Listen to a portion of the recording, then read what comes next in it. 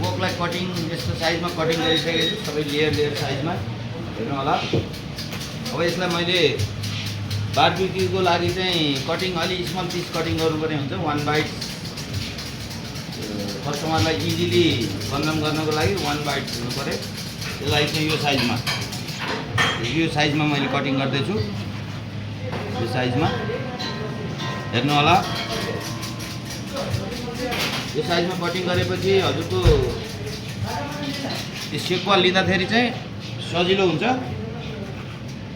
यसको 3 लेयर पनि बस्छ अनि टक्क खाना पनि मजा हुन्छ। यो साइजमा हुन्छ हेर्नुहोस्, यसको 3 लेयर बस्छ। यस्तो हुन्छ गाइस, यस्तो हुन्छ 3 लेयर। यो स्किन भयो, यो फ्याट भयो, यो रेड मिट भयो, यस्तो हुन्छ है। थ्याङ्क यू, आउनु होला, इन्जोय गर्नु होला ससुरालीमा। धन्यवाद।